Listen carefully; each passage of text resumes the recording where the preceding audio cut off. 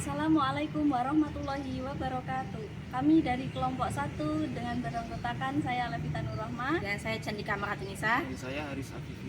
ingin mempresentasikan tugas mata kuliah Pancasila tentang agresi militer Belanda 1 merupakan pelanggaran terhadap perjanjian Linggarjati. Yang pertama akan dijelaskan oleh Saudari Candika. Yang pertama, perjanjian Linggarjati. Sebenarnya perundingan Linggarjati atau perundingan Kuningan adalah perjanjian antara Indonesia dengan Belanda di Linggarjati Kuningan, Jawa Barat yang menghasilkan kesepakatan mengenai status kemerdekaan Indonesia. Hal perundingan tersebut ditandatangani di Istana Merdeka Jakarta pada tanggal 15 November 1946 dan ditandatangani secara sah oleh kedua negara pada tanggal 25 Maret 1947. Perjanjian Linggarjati yang ditandatangani pada 25 Maret 1947 antara Indonesia dan Belanda adalah upaya untuk menyelesaikan konflik secara damai.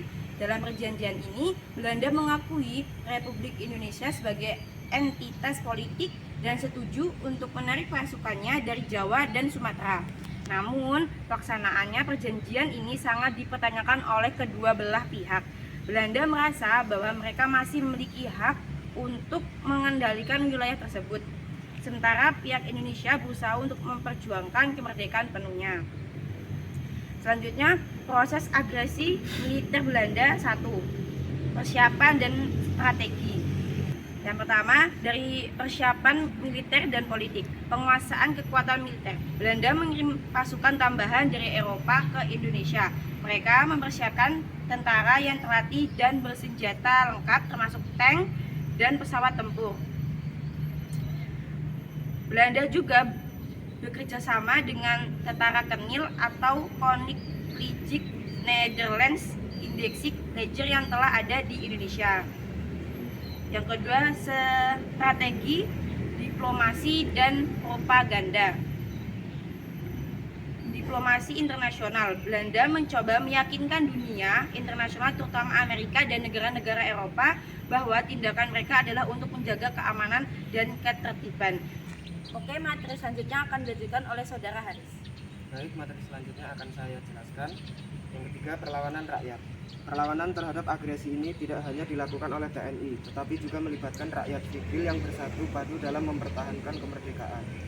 Banyak kelompok pemuda dan organisasi masyarakat yang turut berperan aktif dalam melawan penjajah melalui berbagai cara, termasuk penyebaran informasi tentang situasi terkini dan penggalangan dukungan internasional.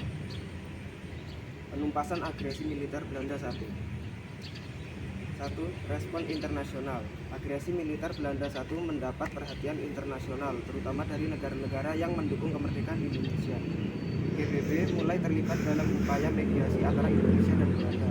Tekanan dari masyarakat internasional semakin meningkat ketika berita tentang pelanggaran hak asasi manusia selama agresi tersebut mulai terungkap.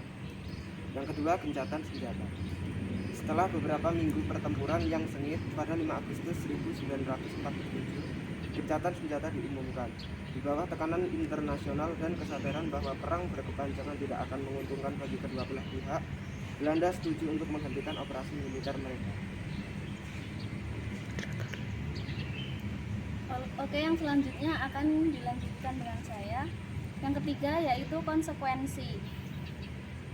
Konsekuensi dari agresi militer Belanda 1 terhadap perjuangan Indonesia adalah yang pertama melemahkan militer Indonesia dan yang kedua banyaknya korban jiwa, diperkirakan hampir 150.000 pasukan Indonesia dan warga sipil yang gugur.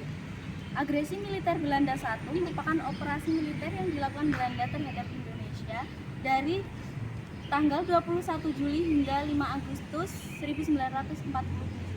Operasi ini dilakukan untuk kembali menjajah Indonesia meskipun proklamasi kemerdekaan Indonesia sudah dikumandangkan pada 17 Agustus 1945. Yang terakhir yaitu kesimpulan. Agresi militer Belanda 1 adalah contoh nyata dari konflik antara keinginan untuk merdeka dan upaya penjajahan kembali.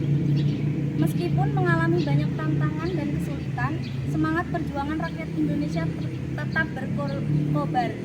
Peristiwa ini menunjukkan bahwa Meskipun ada kekuatan militer yang lebih besar di pihak penjajah, tekad dan keberanian rakyat dapat menjadi senjata ampuh dalam meraih kebebasan sejati. Sekian, terima kasih. Kurang dan lebihnya kami mohon maaf. Kami akhiri. Wassalamualaikum warahmatullahi wabarakatuh.